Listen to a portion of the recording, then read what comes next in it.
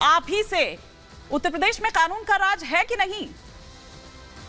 नहीं, देखिए, उत्तर प्रदेश में बिल्कुल कानून का राज है और संजीव जीवा की जो कोर्ट परिसर में हत्या हुई है वो एक दुखद घटना है। लेकिन एक सच्चाई ये भी है कि संजीव जीवा जो है जिस रास्ते पे चल रहा था, जिस बीज को बोया था, निश्चित तौर पे उसका अंत ऐसा ही होना था, क्योंकि वो बम बारूद की ढेर पर चल रहा था। फिर भी जो सरकार है उस घटना को बड़ी गंभीरता से लिया है। सरकार ने हत्याकांड की एक सेकंड यही रुक जाइए। आपने कहा उसका अंत ऐसे ही होना था, इससे क्या तात्पर्य है आपका? थोड़ा सा हम समझना चाहेंगे, क्योंकि यहाँ पर कभी कोई पत्रकार बनकर आ जाता है, कभी कोई यहाँ पर वकील बनकर आ जाता है। थोड़ा समझना चाहते हैं सर, कहीं ऐसा ना हो कि कल को आम आदमी भी इस तरह से निकलने लगे कि हम खुद ही इंसाफ कर लेते हैं, हम खुद ही न्याय कर लेते हैं। समझना चाहिए। बहुत अच्छी बात आपने कहा। देखिए, पूर्ववत की सरकारों में ऐसा होता था, भारतीय जनता पार्टी की सरकारों में नहीं होगा। पूर्व की सरकारों में मुजफ्फरनगर में, मेरठ में, कानपुर में, आगरा में 7 बड़े वारदात हुए। फिर भी हमारी सरकार है, जिम्मेदारी लेते हैं और हम ये कहते हैं कि ये बात इसलिए कहे कि जहां समाज है वहां छोटे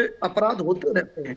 और अगर आप अपराध के रास्ते को चुनते हैं, किसी की हत्या करते हैं, तो ये मान कर चलते हैं कि आप अगर अपराधी हैं और दूसरे को मौत के घाट उतार रहे हैं, तो हो सकता है कि इतने बड़े जब घटना को आप अंजाम दे रहे हैं तो कोई ऐसा गुनाहगार हो जो किसी हद तक जाकर आपके साथ ऐसा करे। फिर भी सरकार आपके नेता कह रहे हैं कि कुदरत का न्याय है, आपके नेता कह रहे हैं कि ये विपक्ष हत्या करवा रहा है। अभी भाटी जी का भी मैं रुक करूंगी, पर एक क्विक रिएक्शन इस पर। हाँ, देखिए, मैं 10 सेकंड में एक बात कह दूं, 10 सेकंड के बाद भाटी जी का जवाब ले लीजिएगा। आप देखिए, कृष्णानंद राय जी की वो हत्या करते हैं, उस समय किसकी सरकार होती है? समाजवादी पार्टी की सरकार। समाजवादी पार्टी की सरकार मदद करती है। ब्रह्मदास दत्त द्विवेदी की हत्या करते हैं, उस समय ब्रह्मदास द्विवेदी की भी घटना को अगर जोड़िएगा आप, तो गेस्ट हाउस जैसा जब कांड होता है, ब्रह्मदत्त द्विवेदी बहन मायावती बचाने का कार्य करते हैं, ठीक है, तो ऐसा कार्य कर रहे थे। तो हमेशा अपराधियों का साथ देने वाले, हमेशा अपराधियों का साथ देते हैं भाटी जी आप, और ये हत्याएं भी आप ही लोग करवा रहे हैं।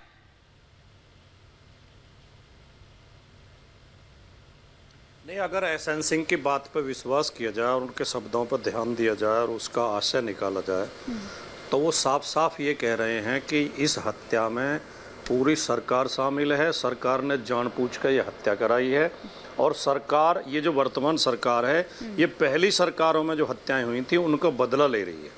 ये एसएन सिंह की बातों का अर्थ निकलता है। जहाँ तक कानून व्यवस्था का प्रश्न है, बात तो होनी चाहिए कानून व्यवस्था पे। एक सांसद ने पुलिस चौकी के अंदर घुस के पुलिस वालों की पिटाई की, सांसद के खिलाफ मुकदमा दर्ज हुआ, क्या सांसद की गिरफ्तारी हो गई है?